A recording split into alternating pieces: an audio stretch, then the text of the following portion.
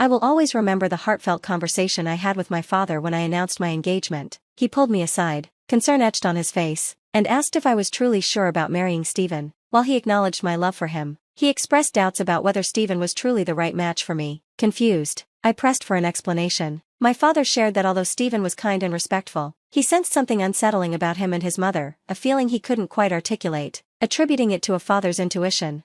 Despite my protests, my father revealed his observations. Stephen often boasted about my wealth to his friends, presenting me more as a trophy than a partner. He worried that Stephen's affection was more about my money than about love. At that moment, I dismissed my father's concerns, blinded by my emotions and a desperate need to cling to a relationship that felt like it could fill the void left by my mother's death 3 years earlier and my father's declining health. My father had built his fortune through smart investments and hard work, providing a comfortable life for us, while I was also making a decent living from my job. In contrast, Stephen and his mother, Megan, came from a more modest background and frequently complained about their lack of luxury. Even after moving into my house post-marriage, they remained dissatisfied, always yearning for a more extravagant lifestyle.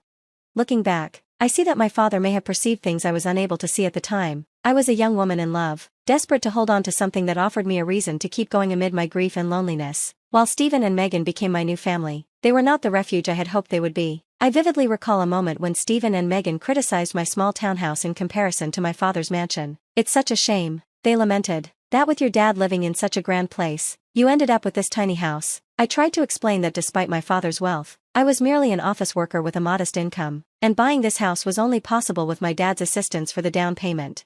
Megan, ever materialistic, insinuated that my father should have provided me with a better place, implying that my mother must have left something for me when she passed away unexpectedly without a will. I attempted to clarify that whatever my mother had left was rightfully my father's, and I was content with what I had. I didn't feel entitled to more. Stephen then audaciously suggested that my father should swap houses with us since he lived alone and didn't need all that space, to which Megan eagerly agreed. I was horrified and firmly refused, emphasizing that the house was my father's, and he deserved to live there comfortably for the rest of his life. Their reaction was cold and calculating, pointing out that since my father was ill, they could wait a few years, and everything would eventually be mine. Their blatant anticipation of my inheritance was deeply unsettling, especially as they continually suggested I ask my father for more money. Despite us not being in financial distress, they were clearly fixated on a millionaire lifestyle without the means to support it. The true crisis hit after my father succumbed to cancer. My heart shattered. Yet Stephen and Megan offered me little support, their primary concern being when they could hear about the will. They even refused to attend my father's funeral, claiming he meant nothing to them, which left me devastated and furious. As I reflected on those times, my father's earlier warnings replayed in my mind, igniting doubts about Stephen and Megan's true motives. Their behavior became increasingly hard to ignore, and I began to seriously question their intentions in our relationship. I couldn't shake the nagging feeling that their primary interest lay in my inheritance. Their fixation was glaring during the will reading. Outraged at being excluded, Stephen demanded, "Why can't we be there for the reading of the will? He was my father-in-law." Megan chimed in, insisting it was ridiculous that they, as family, were not present to learn what Lawrence had left behind, especially since her son should have had a claim. The lawyer's response was blunt, "Your son isn't mentioned in the will, Megan, so he cannot attend the reading."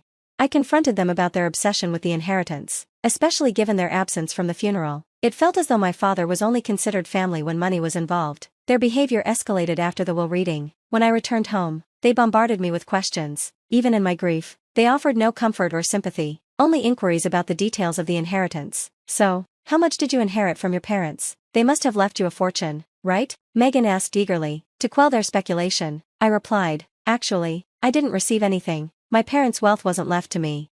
Their stunned reaction spoke volumes. "You got nothing? But your parents were wealthy. They must have left you something. Are you sure you're not hiding it from us?" Stephen accused. I reassured them, "There's no money. You're welcome to check my bank statements, but you won't find any changes." As for the rest of their assets, they decided to donate whatever was left to charity. Their frustration was palpable, and Megan quickly suggested that I contest the will. "That's absurd. You need to fight for what's rightfully yours." But I stood my ground. "There's nothing to contest. My parents chose to leave their remaining assets to charity. I respect their decision." Stephen and Megan's outrage at my indifference to a fortune that no longer existed baffled me, but it only deepened my suspicions about their true intentions. I teetered on the brink of revealing everything, but a nagging doubt held me back. I couldn't shake the feeling that Stephen and Megan were plotting something behind my back as they continued to press for details about the inheritance. I remained resolute, firmly repeating that I hadn't received any money, even offering to show them my bank account to prove it. Days turned into weeks, and soon a month had passed. Stephen's demeanor shifted dramatically. He grew distant and agitated, often checking my bank account and hounding me about the inheritance. It became increasingly clear to me what his true motivations were. Finally, fed up with the situation, I decided to confront it directly. I laid my bank statements before them, demonstrating that no inheritance had come my way. See? I wasn't lying. There's no secret fortune, I asserted, hoping this would put the matter to rest. However, their reaction was explosive. Stephen erupted. All those years wasted, so your parents weren't as wealthy as we thought, and you didn't even get a dime. This is unbelievable. His disappointment hit me hard, but then he said something that shattered me. I stayed in this marriage for nothing. I married you for nothing. It was all a waste. My heart sank. What do you mean, Stephen? Why would you say that? I asked, desperation creeping into my voice. Megan scoffed. Who would marry you without thinking about the money? My son married you under the impression we could count on your inheritance. Now we find out you have nothing. I can't believe I wasted 6 years on a useless girl like you. Stephen could have done so much better. Their cold words confirmed my worst fears. It was painfully clear that Stephen had married me for my potential wealth. My parents had been right about him and his mother. They were nothing but gold diggers. As if that weren't enough, Megan turned to Stephen with a calculating gaze. What's done is done, Stephen. But now it's time for you to leave her. There's no reason to stay anymore. You'll have the opportunity to find a new rich wife next time, one who actually has money. Her words cut like a knife. Are you kidding me, Megan? You're pushing Stephen to divorce me over money? I asked, my voice trembling. Stephen's silence was deafening.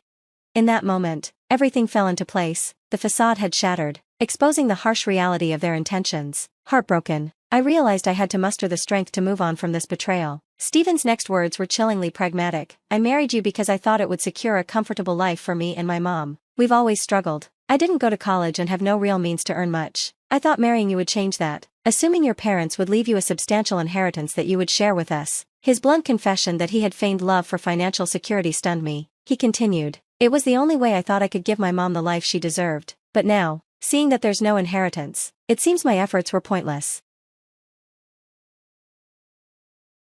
Mom was right. I needed to look ahead and keep searching for clarity. Stephen's words, delivered with such nonchalance, sent shockwaves through me as he and Megan vented their frustration. I felt myself tuning them out, overwhelmed by the magnitude of their deceit. Their utter lack of empathy, coupled with Stephen's sudden shift in demeanor, was both upsetting and infuriating. I was furious, teetering on the edge of a scream, but I forced myself to respond calmly. Fine, Stephen. If you want a divorce, then that's what you'll get. I've never denied your requests. Consider this my final favor.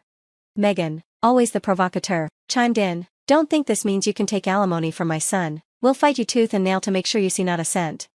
I replied firmly. You're right. I don't have much money at the moment. So here's my proposal, a mutual divorce with no division of assets or alimony. You don't have much, and neither do I. If you forgo alimony, I'll agree to sign and not claim anything further from you. We began to discuss the terms of our divorce with a clinical detachment. Devoid of any emotional connection, it felt purely transactional, a stark reflection of how far our relationship had deteriorated. As we negotiated, I could sense that both Megan and Stephen were pleased by my lack of drama in the process. Perhaps they were surprised by my composure, unaware that I was privately unraveling with each passing day. Tears streamed down my face on the drive to work, and I often spent hours crying alone in my car before and after my shifts. Neither Stephen nor Megan seemed to notice my red-rimmed eyes or question the lengthening of my daily routine. Once it became clear to Megan that there was no inheritance waiting for me, she all but ignored my existence, further solidifying my resolve to expedite the divorce. I arranged for Stephen and Megan to move into a nearby rental apartment. They settled in quickly, and as the divorce proceedings progressed, Stephen remained true to his word, not claiming any part of my house. In return, I did not seek alimony from him. It was a straightforward exchange. On the day our divorce was finalized, I decided to take one final step. I visited their rental to return my wedding and engagement rings. Standing at their doorstep, I said, I just want to return these. This marriage brought nothing but distress into my life, and I'd rather not keep any reminders of it. Megan scoffed, seizing the opportunity to taunt me. Are you sure? You might need the money. It's amusing how you once looked down on our poverty, and now look at your situation. My son is being generous by letting you keep the rings. You might need to sell them when your job falls through. Her words stung, but I responded with a laugh, clearly confusing both her and Stephen. Why would I need to sell the rings for money? Megan, you don't need to feel embarrassed for me. We both know my parents left me nothing. They lost it all to poor choices, leaving their daughter with nothing. Or so you think. My laughter in the face of their cruelty unsettled them. I caught a glimpse of annoyance on Stephen's face, perhaps embarrassed by his mother's bluntness. As I turned to leave, their bewildered expressions showed they still hadn't grasped the full extent of my independence and resilience. I walked away, feeling liberated from their toxicity and ready to rebuild my life on my own terms. Stephen's confusion over my laughter was palpable, while Megan, clearly annoyed, demanded, "Why the hell are you laughing? Did I say something funny?" Her disbelief only fueled my amusement. "It's genuinely hilarious how you think I'm destitute, Megan, and even more amusing that you believe my parents squandered their entire fortune." Megan snapped back, firmly convinced of her narrative. "Of course you're destitute. Your parents didn't leave you a penny. They ruined your life by not leaving you an inheritance." I couldn't help but smirk at her misunderstanding. "I never said I didn't receive an inheritance, Megan. I just told you that I didn't get any money. In fact, my parents left me quite the inheritance." Confusion clouded her face. "What the hell does that mean? You have an inheritance?" I nodded, savoring the moment. "My parents saw right through you and Stephen as the gold diggers you are, so they included a secret clause in their will. They left me no money, but I inherited this entire neighborhood." Megan's shock was palpable. "You own this neighborhood? How is that possible? We would have known about your inheritance. We even signed our lease with an estate manager who didn't mention the owner's name." "My parents wanted me to wait a year before claiming my inheritance," I continued. "They wanted me to test you and see if you were with me for money or love. You failed that test, and now you won't receive anything from me." The estate manager was appointed by my parents to manage the property until I could claim it. They were very clever, you know. "That's impossible. I don't believe a word you're saying. You're just embarrassed because you have no money," Megan retorted, disbelief etched across her features. Stephen interjected, skepticism lacing his tone. "Oh really? Is that what you believe happened?" His words dripped with mockery, but I could sense a flicker of doubt beneath the surface. "Well, why don't we just call the landlord and find out for sure?" "Go ahead," I replied, fully confident in the outcome. With a mix of defiance and desperation, Megan and Stephen called their landlord, who also happened to be the estate manager. As they listened to the confirmation of my story, their expressions shifted from arrogance to shock.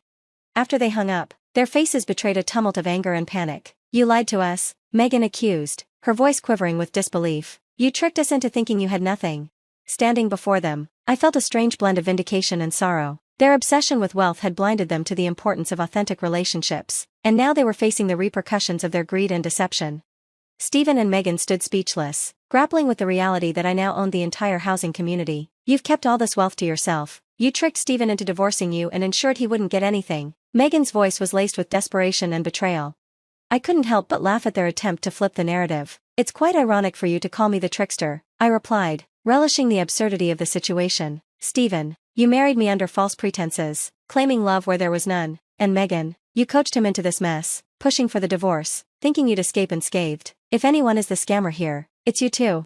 The truth was simple. They had asked about my financial situation regarding the inheritance, and I had answered honestly. This was all a big misunderstanding, wasn't it? But what's done is done. Funny how you suddenly want to rekindle things now that you know about my inheritance. And Stephen, aren't you already trying to charm another wealthy woman? Don't worry, I'll make sure she knows exactly who you are. As the gravity of their predicament sank in, Stephen and Megan began to plead. Stephen even had the audacity to ask me not to interfere with his new relationship if I wasn't willing to give him another chance. My response was blunt: get lost. I informed them that once the property transfer was finalized, they would be evicted. In the following weeks, they repeatedly showed up at my doorstep, begging for forgiveness. Their desperation was palpable, especially since they already had an eviction on their record, making it hard to find a new place. The only reason they remained on my property was that I had instructed the estate manager to allow it temporarily. Taking decisive action, I reached out to Stephen's new love interest and revealed everything. She was horrified by their actions and ended things with him immediately, even sharing their text exchanges with me as proof of the breakup. Afterward, when Stephen and Megan resorted to verbal attacks against me, I had no choice but to call the police. Their behavior had crossed all boundaries of decency, solidifying my decision to distance myself from them as not just correct but essential. Once the inheritance officially transferred into my name, I promptly evicted Stephen and Megan from the property. They were visibly shocked that I followed through with my threat. Despite their initial disbelief, they attempted to return to my home, prompting me to call the police. The officers issued them a stern warning, and I proceeded to file for a restraining order to ensure their distance. News of our altercation quickly spread throughout the town, and soon everyone was aware of their deceitful behavior. As a result, they found themselves socially ostracized, forcing them to leave the city in search of a fresh start. Meanwhile, I reveled in my newfound financial independence, liberated from the clutches of gold-digging leeches. Now, I was free to enjoy my life and the wealth my parents had wisely left me, ensuring it would benefit someone who truly appreciated their legacy.